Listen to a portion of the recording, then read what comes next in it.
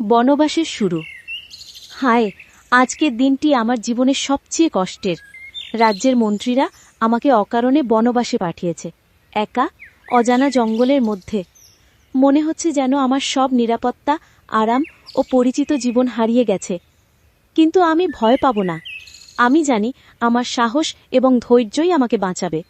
প্রতিটি পাথর, প্রতিটি ঝোপ আমাকে পরীক্ষা দিচ্ছে। আমি প্রস্তুত। বন গভীর, লতা, গাছ, ঝোপঝাড় একে অপরকে ঢেকে রাখছে। পাখিরা চিৎকার করছে, নদীটি সঙ্গীশ্বরের মতো মৃদু শব্দ করছে। বাতাসে ভিজে মাটির গন্ধ, পাতা ঝরার শব্দ, সব মিলিয়ে বন যেন জীবন্ত। ঝড় হঠাৎ উঠে আসে, পাতা উড়ে যায়। রানী সতর্ক এবং ধীরভাবে এগোচ্ছে। প্রতিটি পদক্ষেপে আমার হৃদয় দ্রুত ধড়ফড় করছে, তবে থামা নেই। এই বন আমাকে শিখাবে সাহস, ধৈর্য এবং নিজের শক্তির মূল্য। আমি জানি একদিন আমি আবার শক্তিশালী হয়ে ফিরে আসব। হ্যালো রানী, তুমি একা জঙ্গলে চলছ? এখানে অনেক বিপদ আছে, তবে আমি তোমাকে সাহায্য করতে পারি। যদি তুমি আমার কথা বিশ্বাস করো, আমি তোমার সঙ্গে নিরাপদ পথ দিয়ে যাব। তুমি কি সত্যিই আমার জন্য সাহায্য করবে? আমি একা ভয় পাচ্ছিলাম। তোমার কথা শুনে মনে হচ্ছে যেন এক নতুন আশা এসেছে। ধন্যবাদ। আমি তোমার সঙ্গে চলব। ভয় কেটে যাবে। সাহস এবং ধৈর্য থাকলে আমরা কোনো বিপদে পড়ব না। আমি তোমার দিক নির্দেশক, তুমি আমার সঙ্গে থাকো। রানী এবং হরিণ ধীরে ধীরে জঙ্গলের ভেতর প্রবেশ করল। নদীর ধারে বিশ্রাম নিল। ছোট পাখিরা গান গাইছে। বাতাসে হালকা বৃষ্টি পড়ছে। রানী জল ছুঁয়ে ভাবল, কত সুন্দর এই বন। ভয়ঙ্কর হলেও প্রকৃতির সৌন্দর্য আমাকে শান্তি দিচ্ছে। প্রতিটি ঝড়, প্রতিটি অন্ধকার রাত আমাকে শক্তিশালী করছে।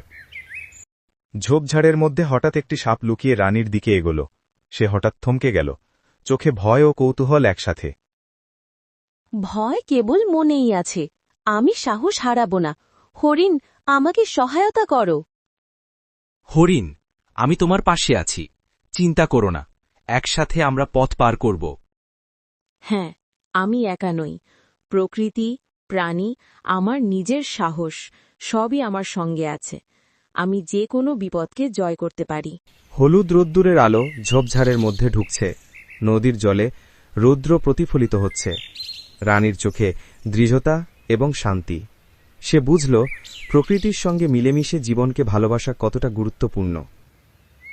রাতের অন্ধকারে বাতাস শীতল, পাতা কোষে শব্দ করছে। ছোট নদীর জল চুপচাপ বয়ে যাচ্ছে। রানী ধীরে ধীরে হরিণের সঙ্গে হাঁটছে। তারা একে অপরের প্রতি বিশ্বাস রাখছে, সাহস ধরে রেখেছে। দৃশ্য ৫, নিরাপদ স্থানে পৌঁছনো ও শিক্ষা। স্পিকার ৪, শেষ ও শিক্ষা। শেষমেশ হরিণের সাহায্যে রানী অর্পিতা নিরাপদ স্থানে পৌঁছল। বনবাস তাকে শিখিয়েছিল সাহস, ধৈর্য এবং প্রকৃতির সঙ্গে বন্ধুত্বের মূল্য। রাজ্যে ফিরে এসে সে আরও শক্তিশালী, দয়ালু এবং মেধাবী রাজকুমারী হয়ে উঠল। সে বুঝল, যদি তুমি সাহসী হও, ধৈর্য ধারণ করো এবং প্রকৃতির বন্ধু হও, তুমি যে কোনো বিপদ পার করতে পারবে। বন তাকে শিখিয়েছিল জীবনের সবচেয়ে বড় শিক্ষা, প্রকৃতির সঙ্গে মিলেমিশে জীবনকে ভালোবাসো।